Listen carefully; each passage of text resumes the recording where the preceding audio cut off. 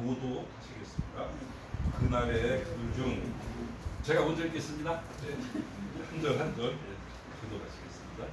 그날의 그들 중 둘이 예루살렘에서 25일이 되는 엠마오라 하는 마을로 가면서 그들이 서로 이야기하며 문의할 때에 예수께서 가까이 들어 그들과 동행하시나 그들의 눈이 가려져서 보이지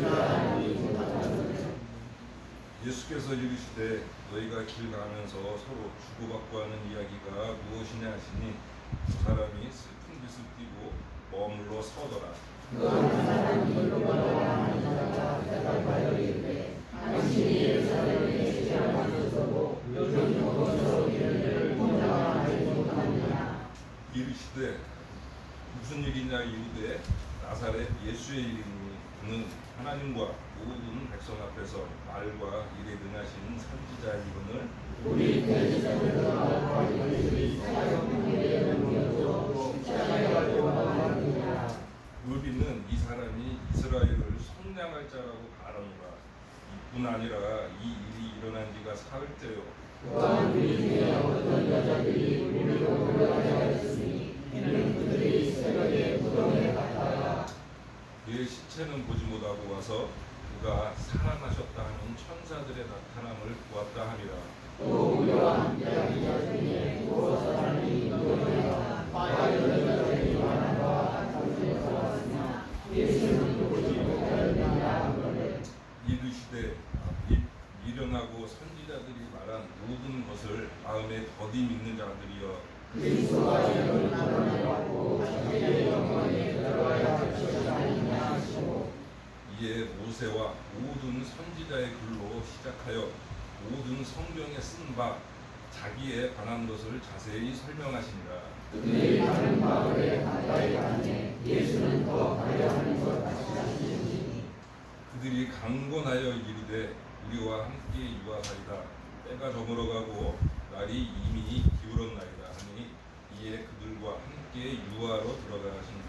그들과 함께 음식 하실 때에 떡을 가져다 식사하시고 떼어 그들에게 주시니 그들의 눈이 밝아져 주인 줄 알아보더니 예수는 그들에게 보이지 아니하시는지라. 그들이 서로 말하되 주께서 우리에게 말씀하시고 우리에게 성령을 풀어주시되 우리 속에서 마음이 부럽지 아니하느냐 하고 곧 그때로 일어나 예루살렘에 돌아가 보니 11 제자 및 그들과 함께한 자들이 모여 있어 바라기를 주께서 가르쳐 전하시고 시몬에게 보이셨다 하는지라. 다 같이 읽겠습니다. 두 사람도 예수님과 예수께서 부르심으로 자기들에게 알려주신 것을 말하노라. 네. 오늘 말씀은 엠마오로 가던 두 제자에게 나타나신 예수님이 그들과 말씀을 나누는 장면입니다. 저는 개인적으로 이 말씀을 보면서 개인적으로 드는 생각이 이 두 제자들의 이야기 같고 우리 믿는 사람들의 이야기 같다는 생각이 확 스쳤습니다. 13절을 한번 다시 읽겠습니다. 시작. 그날에 그들 중 둘이 예루살렘에서 25일이 되는 엠마오라는 마을로 가면서라고 이렇게 되어 있습니다. 지금 이들은 엠마오 마을로 가고 있는 중입니다. 아마도 엠마오는 그 두 제자의 고향이었을지 않을까 생각이 됩니다. 그런데 왜 가는 거죠? 알고 계시잖아요. 왜 예수님이 제자들이 집에 가는 건가요? 맞습니다. 예수님을 메시아로 믿고 또 이스라엘을 속량할 자, 해방시켜 주실 분으로 믿고 따라갔는데 주님이 비참하게 십자가에 달려 돌아가신 모습을 보고 실망해서 둘은 다시 옛 삶으로, 옛 생활로 가는 중입니다. 그런데 단지 옛 삶으로 돌아간다라고는 말할 수가 없습니다. 실은 엠마오로 가는 길은 불신앙의 길입니다. 왜 불신앙의 길이냐면 실은 예수님께서 공생의 기간에 십자가에 달려 죽으실 것과 또 사흘째 부활하실 것을 미리 말씀하시고 부활하신 후에는 내가 분명히 어디로 갈지 말씀해 주셨습니다. 거기가 어디죠? 내가 부활한 후에는 어디에서 만날 것이다. 예? 예루살렘은 아닌 것 같은데요. 갈릴리. 마가복음 14장 28절에 제가 읽겠습니다. 그러나 내가 살아난 후에 너희보다 먼저 갈릴리로 가리라. 아멘. 예. 주님이 부활을 말씀하시고 부활하신 후에는 갈릴리로 간다고 분명히 말씀하셨습니다. 그 이스라엘 지도를 놓고 보면은 갈릴리는 북쪽입니다. 그리고 엠마오는 서남쪽입니다. 이들이 만약에 예수님이 진짜로 부활하실 것이라고 믿고 있었다면 이들은 북쪽으로 가야 됩니다. 근데 이들은 자기들의 고향인 엠마오 서남쪽으로 향하고 있는 것입니다. 이것은 단지 옛 삶으로 돌아가는 이야기가 아니라 예수님의 말을 믿지 못했다라는 것입니다. 그래서 이들은 불신앙의 길을 걷고 있는 것입니다. 또 한 가지 사실을 보면은 예수님의 무덤가에 있던 여인들이 천사들을 만나잖아요. 그죠? 부활하신 예수님의 소식을 천사들을 통해 들었는데 천사들이 여인을 통해서 다른 이야기를 한 게 아니라 그가 죽은 자 가운데서 살아나셨고 또 너희보다 먼저 갈릴리로 갔으니까 너희는 빨리 가서 전하고 예수님을 만나뵈라고 이야기를 합니다.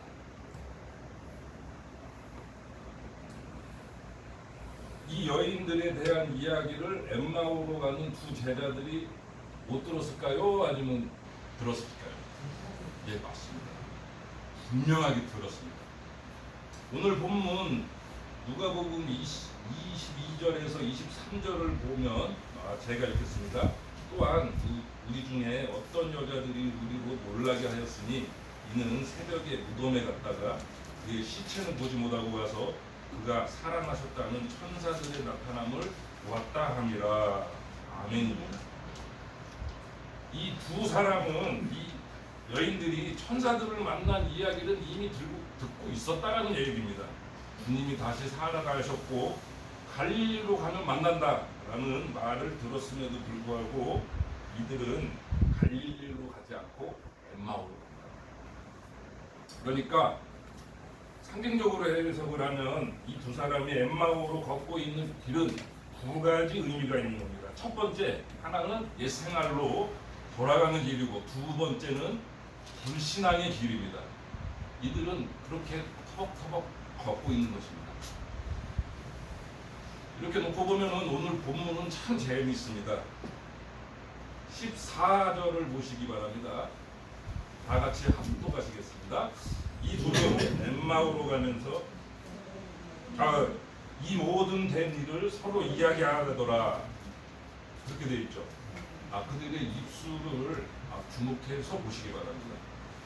분명 그들은 입술로 예수님에 관한 이야기를 하는 중입니다. 그런데 그들이 걷고 있는 방향은 엠마오입니다.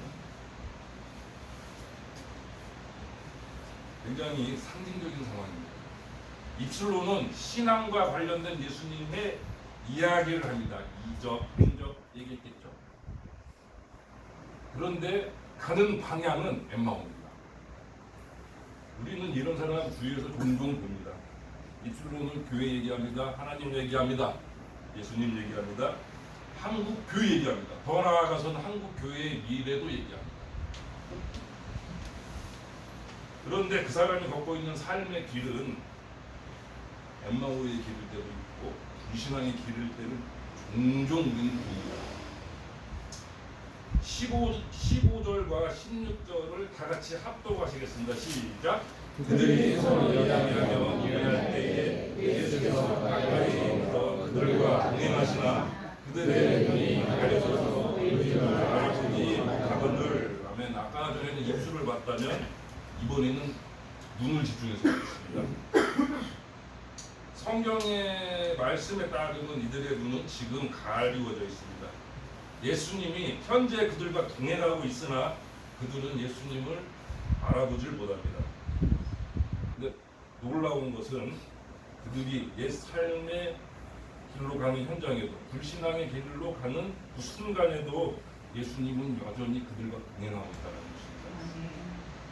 근데 더 놀라운 것은 예수님이 함께 계시지만 그들의 눈이 가리워져서 주님을 알아보지 못한다는 거예요.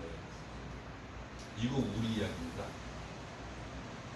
우리의 눈이 가리워지면 예수님을 알아보지 못합니다.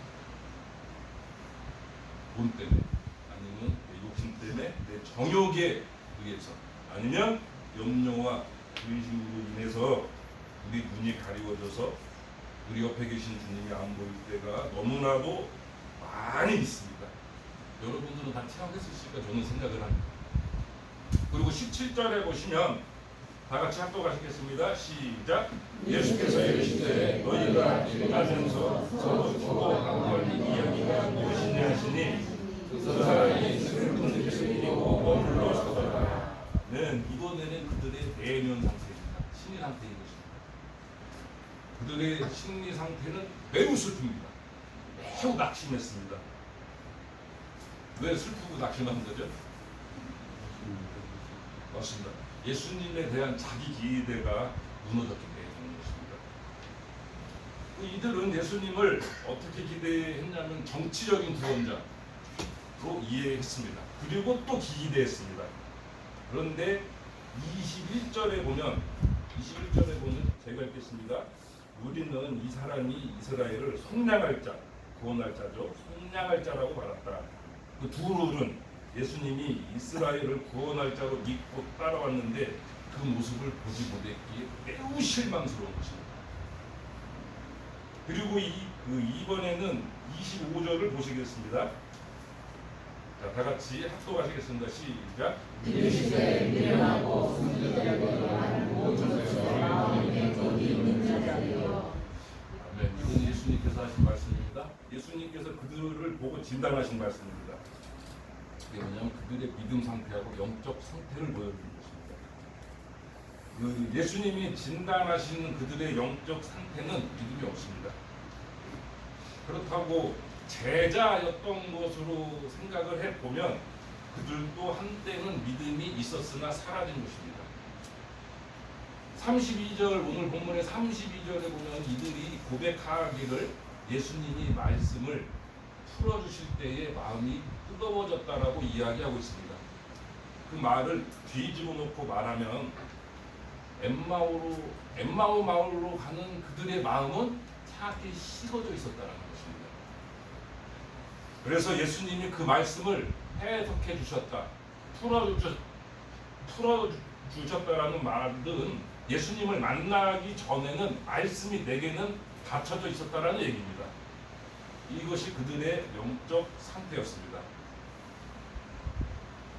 이 말씀을 가지고 우리에게 적용시켜 보겠습니다. 혹시 말씀을 들으면서, 혹시 오늘 본문을 들으면서 엠마오로 가는 제자들의 이야기가 내 이야기가 아닌지 점검해 보시기를 바랍니다. 발걸음은 이 세상을 향하고 불신앙의 길로 터벅터벅 걸어가고 있는데 또 눈은 가리워져서 예수님은 보이지가 않고 심리 상태는 낙심하고 불안하고 영적으로는 다운될 대로 다운돼서 믿음도 없고 또 마음은 차갑게 식어져 있어서 성경은 읽긴 읽는데 진리가 눈에 닫혀가지고 보이지가 않는지, 그런데 나는 여전히 내 입술로 예수님하고 신앙 이야기를 하고 있는 것은 아닌지 점검해 보시기 바랍니다. 이 이야기는 바로 우리 이야기일 수도 있습니다. 그런데 감사한 것은, 은혜가 되는 것은 예수님께서 그것을 그대로 두지 아니하시고 만나주셨다는 것입니다. 아멘. 이 중에서 엠마오의 길을 걸어가고 있는 분, 불신앙의 길을 걸어가는 분이 계시다면 예수님은 우리 그 같은 나의 모습을 내버려 두지 아니하시고 찾아오심을 믿으시기 바랍니다. 아멘. 원래 예수님은 어디로 가셔야 되는 거죠? 갈릴리로 가셔야 됩니다. 그죠? 그런데 이 두 사람 때문에 갈릴리로 가지 아니하시고 엠마오 마을로 가시더라, 이 말입니다. 오늘 이 순간에도, 이 예배드리는 순간에도 우리를 찾아와 주실 줄로 믿습니다. 아멘. 성경에는 이런 얘기가 많이 있습니다. 선지자 엘리야를 생각해 보면 그가 한때 하나님께 쓰임 받았으나 낙심이 그에게 크게 들어왔습니다. 너무 낙심했습니다. 왜냐하면 자기 기대대로 그 상황이 안 돌아가기 때문인 것입니다. 엘리야는 갈멜산에서 크게 승리하면은 이스라엘 백성들이 하나님께 올 줄 알았습니다. 그런데 그렇지가 않습니다. 현실은. 여전히 이세벨은 건재하고 오히려 자기를 죽이려고 합니다. 그때 엘리야에게 낙심이 임합니다. 그리고 영적으로 굉장히 다운됩니다. 그래서 하나님께 로뎀나무 밑에서 죽기를 구합니다. 어떻게 보면 신학적으로 해석해 보면은 엘리야도 엠마오로 죽였습니다. 근데 감사한 것은 하나님께서 엘리야를 그대로 두지 아니하시고 그에게 천사를 보내시고 또 엘리야의 인생에 개입하여 주시고 또 그를 위로하십니다. 먹이시고 힘주시고 그리고 엘리야가 놓치고 있던 진실 하나를 밝혀줍니다. 엘리야는 그 전에 바알 우상에게 나 혼자 무릎 꿇지 않은 걸 알고 그렇게 이해했습니다. 그런데 하나님은 그에게 너 말고도 바울에 무릎 꿇지 않은 자가 7,000명이 더 있다. 그 말씀을 해주십니다. 그리고 그가 몰랐던 진실을 알게 해주시고 또 거기에 새로운 사명을 주십니다. 사도 베드로 역시 마찬가지였습니다. 그도 사명을 잃어버리고 옛 생활 어부 생활을 하려고 돌아갔던 사람입니다. 그런데 하나님께서는 그 사도 베드로를 그냥 두지 아니하시고 그를 찾아가셔서 3번이나 나를 사랑하냐고 묻습니다.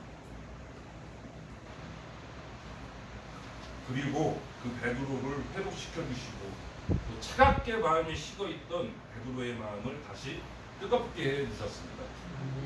누가 하나님의 사랑을 받는 사람이냐면 계속해서 신앙의 길을 걷는 사람도 너무너무 귀하지만 오늘 엠마오로 가는 제자들처럼 내 마음이 낙심되어 실망하고 나의 눈이 어두워졌고 말씀을 읽어도 은혜가 안 되고 하나님을 향한 예수님을 향한 마음이 식어진 때에쯤에 예수님이 나타나서 내 삶에 개입하여 주시고 다시 예수님을 만나는 경험을 한 사람이 예수님께 사랑받는 자인 줄로 믿습니다.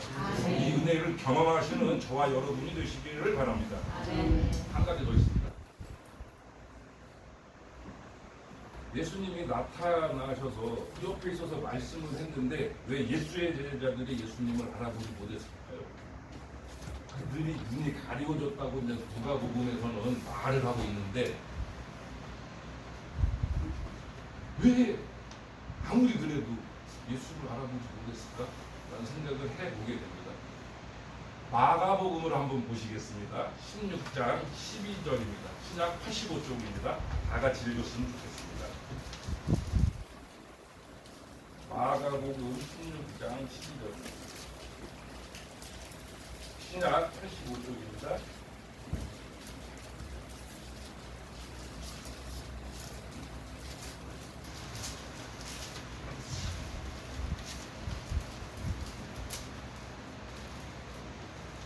굉장히 중요한 말씀이 마가복음에 나옵니다.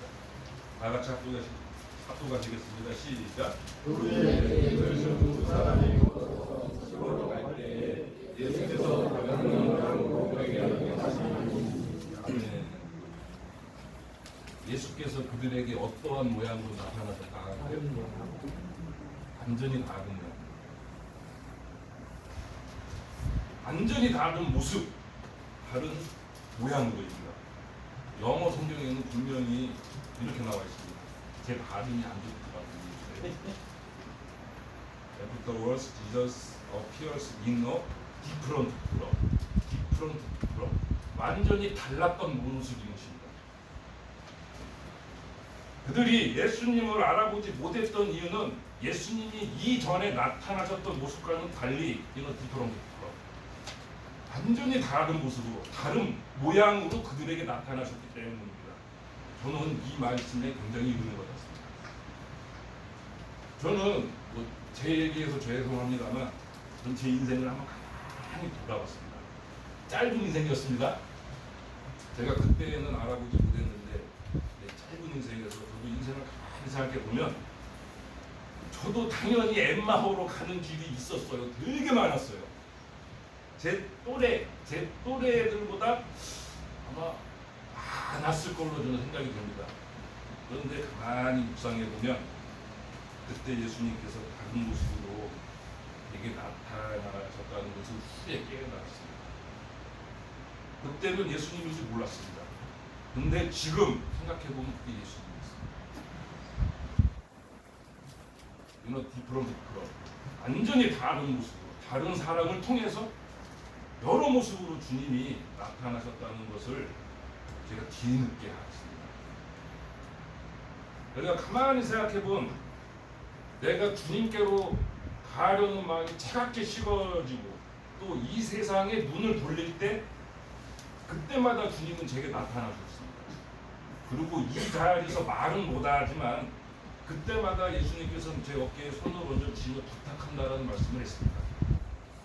디프럼 다른 모습으로 제가 신학 기관만 4군데 놓쳤습니다. 4군데를 거쳤습니다. 신대원만 3군데 거쳤습니다. 그 말은 신학 공부만 20년 했다라는 얘기입니다.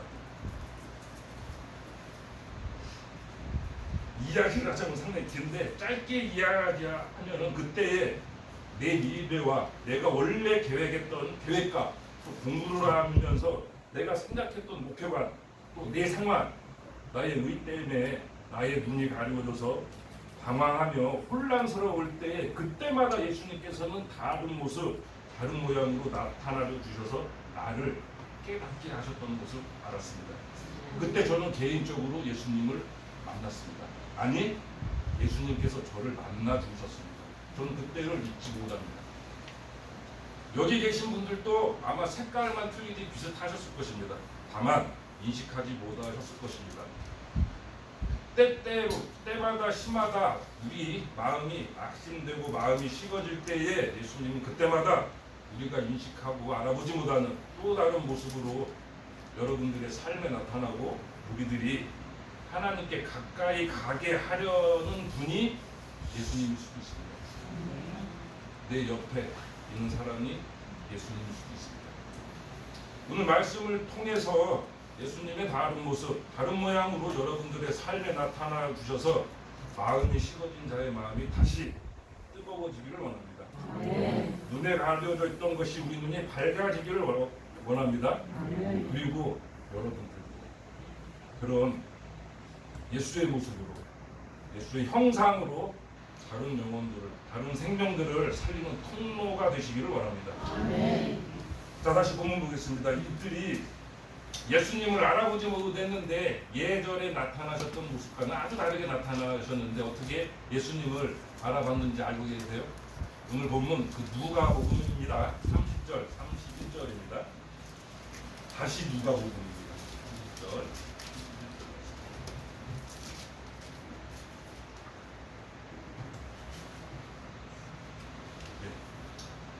제가 읽겠습니다. 그들과 함께 음식 잡수실 때에 떡을 가지사 축사하시고 떼어 그들에게 주시니 그들의 눈이 밝아져 그인 줄 알아본답니다. 잘 들으셔야 됩니다.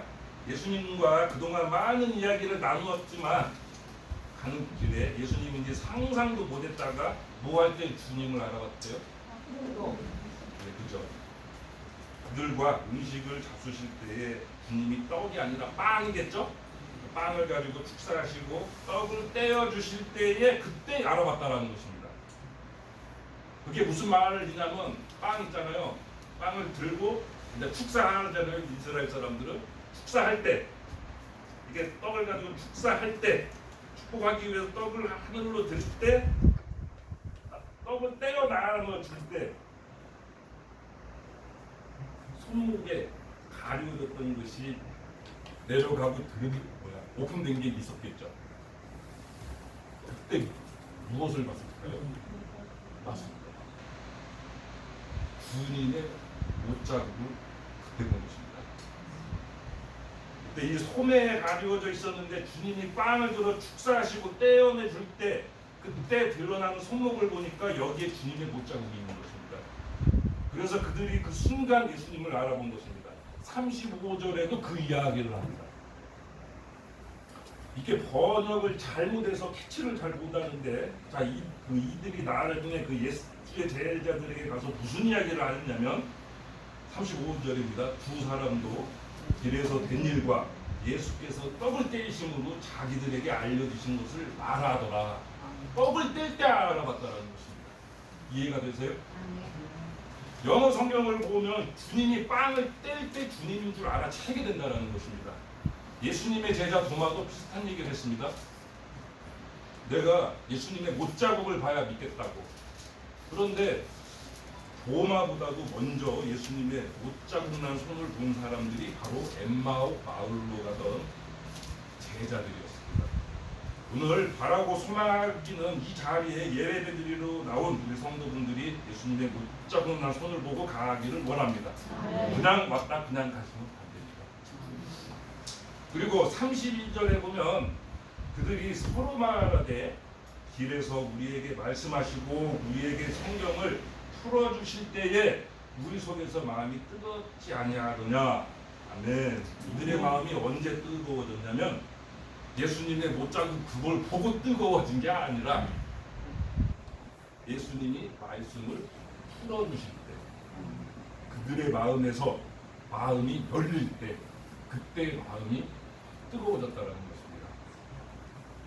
언제 우리의 마음이 다시 뜨거워지냐면 그 식었던 열정이 다시 회복이 되냐면 하나님의 말씀이 나한테 풀어질 때, 하나님의 말씀이 내게 임할 때, 열릴 때, 그때 마음이 뜨거워질 줄 믿습니다. 그게 생명이 사는 겁니다. 마음이 뜨거워진다. 그 말이 생명이 사는 것을 말하는 것입니다. 예수님을 만난 이후에 마음이 뜨거워진, 다시 생명이 산, 그 다음에 더 중요한 것들이 몇 가지가 더 있습니다. 33절입니다. 곧 그때로 일어나 예루살렘에 돌아가. 그때는 어디로 가는 길이었냐면 다 아시다시피 엠마오로 가는 길이었습니다. 옛 생활, 불신앙으로 가던 중이었습니다. 그런데 마음이 열릴 때, 말씀이 풀릴 때 이들에게 정말 필요한 것은 방향이 바뀝니다. 그 말은 삶의 방향이 바뀌는 것입니다. 그런데 여기에서도 우리한테 점검해야 될 게 우리의 문제가 무엇이냐면 마음도 뜨거워지고 말씀을 들을 때 좋고 은혜 받고 좋은데 정작 삶 속에서 삶의 방향은 우리가 않는 것을 저 역시도 많이 경험합니다. 그런데 오늘 등장하는 그 두 사람은 놀랍게도 33절에 보면 곧 그때 일어나 그 즉시라는 것입니다. 즉시 삶의 터닝을 한다는 것입니다. 바꾼다는 것입니다. 내가 알고 내가 깨달았으면 바로 바꾸는 것입니다. 근데 나의 문제예요. 나의 문제가 뭐냐면 알고, 특히 저는 성경을 조금 더 보겠잖아요. 그죠? 알고 깨닫고 뜨거워지고 하는데 현장에서는 잘 안 바뀌죠. 바꿔야 되는 건 알고 있는데 안 바뀌더라고요. 저도 항상 그거 놓고 기도하고 있습니다. 그런데 그것을 성경 용어로 표현하면은 어떻게 표현하는 줄 알아요? 예수님께서 직접 하신 말씀. 알고 있고 다 알고 있는데 뜨거운데 정작 나는 안 바뀌고 적용이 안 되는 거예요. 아, 예수님이 하신 말씀입니다. 게으르고 악한 종이라 했어요. 네, 예수님께서 직접 하신 말씀. 천지기